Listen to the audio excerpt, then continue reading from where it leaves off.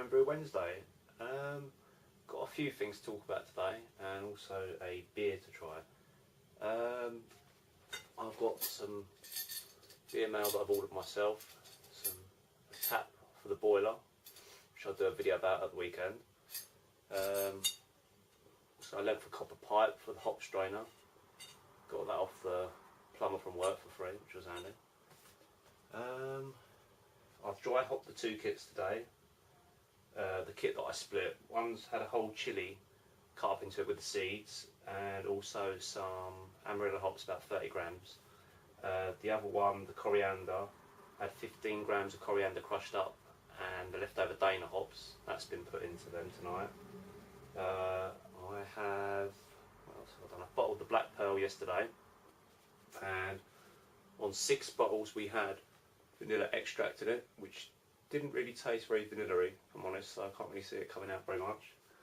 I also used the bourbon essence. That tasted pretty good actually. I tried a drop of that from the bottle and it tasted pretty potent, so I'm hoping that comes out pretty well. And one other thing I tried as well was some peppermint flavouring, which was in the cupboard at home, and that's really potent. I only tried that in about 6 bottles, but it was enough on some of the bottles.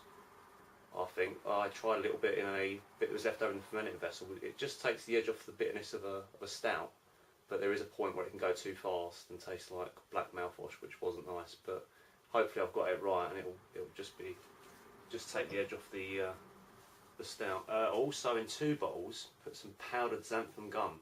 I know Big CQ's used some recently in a pizza that he's made, but we've had it in the house for thickening milkshakes and things like that, and it's also in a lot of foods and whatnot. I just wondered if you could add it to a beer in a small quantity to give it more body, and for kits and things like that, just to see if it could give it a better mouthfeel. But I only did that in 2 bottles because it didn't look like it mixed up too well in the bottle, but we'll see, because it pretty much should mix with anything because it's like a binding agent as well. What else?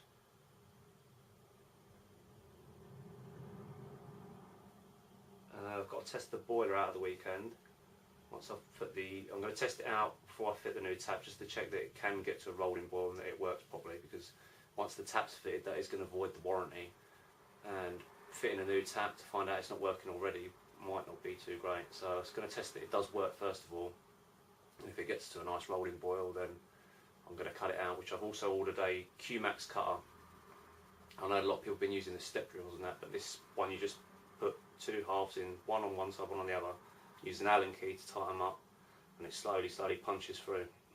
And as it's only single skin, it leaves quite a perfect hole. So just got to wait for that to come. So hopefully it comes by the weekend, so I can do that. Saturday I hope to bottle the Pilgrim's Hope as well, so I'll be doing that.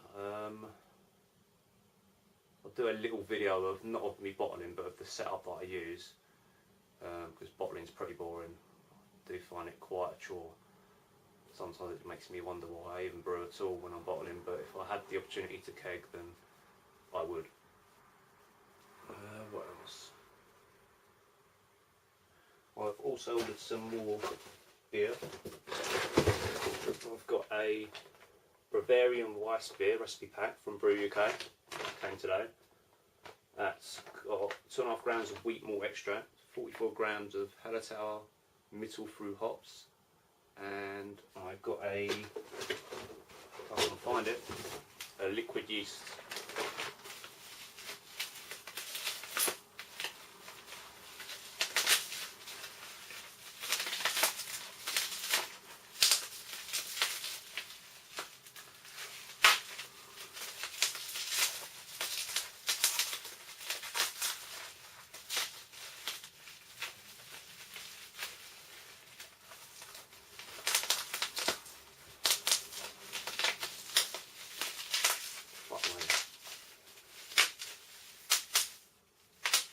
That's Hefeweizen ale yeast by White Labs. Can't actually get packaging off, it's obviously childproof. Also some more Amarillo hops, because I seem to be getting through a lot of them at the moment. And also I've got a new beer book,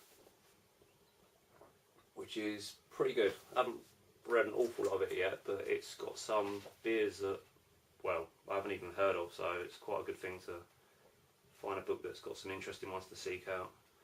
I thought I'd had a lot of beers. I've had about 360 different beers so far. I haven't reviewed any of them just purely because I don't think that I've got the great nose or the taste to be on here telling you how good the beer is or bad it is, because I don't think I've really got that skill set. But I thought about doing a few videos, maybe just taste testings, just to say what I think of the beer, if I'd drink it again or if I wouldn't. But as I say, I haven't got a great nose or I think a great palate to be doing the reviews that some of the better reviewers do.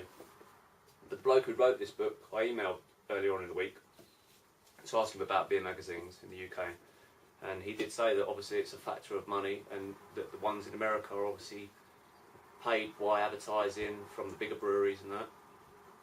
That's why Camera's one has got obviously a lot of advertising out from Fuller's and things like that, and they can do so well. But he also did put me on to the fact that there is another beer magazine out in this country called, what is it now? Beers of the World. And it used to be in publication in 2009, then it stopped, I think, for financial reasons, and they've re-bought it out. So I've just subscribed to that. That was worked out about £15. It's 4 issues a year, just to see what it's like. I've read some reviews on it. A lot of people say it's quite a good magazine, but it would just be interesting to see what another UK magazine has come out with and what they put in their magazine. I think that's pretty much it. In a second I'll be doing another little video and I'm going to be tasting Ben's hop cider. So catch you in a minute.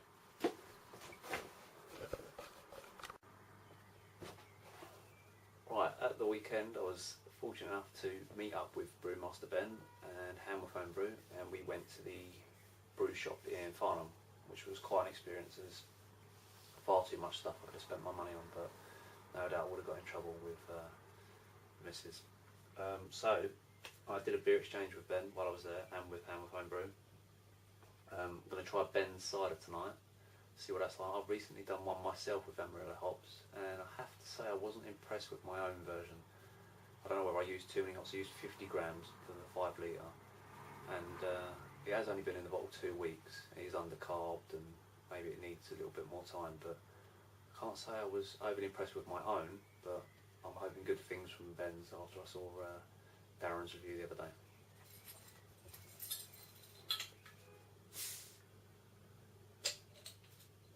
It's been in the fridge for a good few hours. I don't tend to put anything in the fridge, but I think the cider needs to be in the fridge.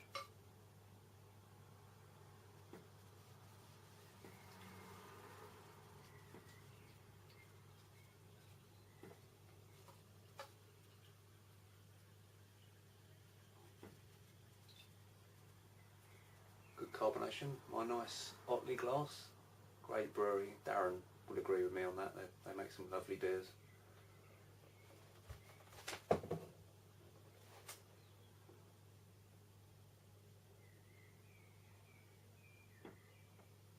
can definitely smell the hops.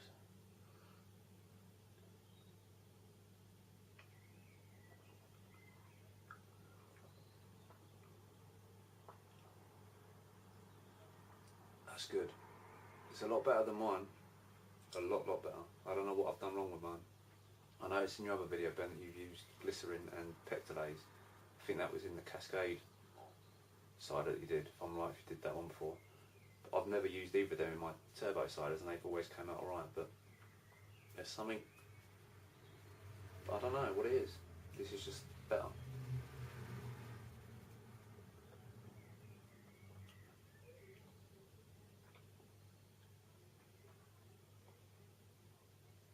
Still getting the apple.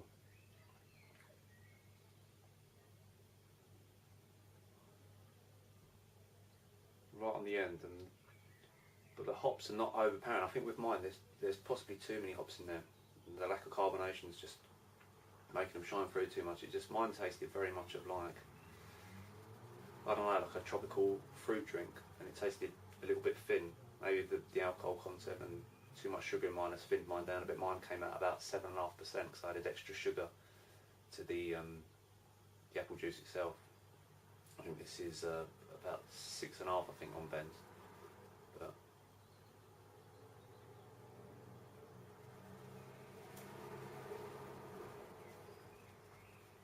say, I'm not a great beer reviewer or taster, so I wouldn't give it a score, but I would definitely say I'd pay for this, and if that's the best compliment I can give it, because it's great.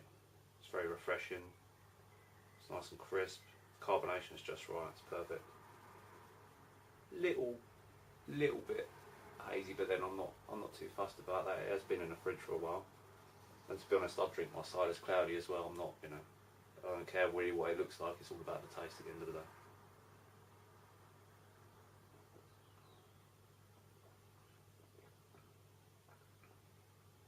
I'm actually going to have to save some of this to let the wife try it, because she tried mine at the weekend and she also thought that it was a bit crap, shall we say, so I'm sure she's going to be very impressed with this blend. The best hop cider to date that I've tasted anyway, but yeah, that's a winner. Cheers Ben, happy Homebrew Wednesday everyone.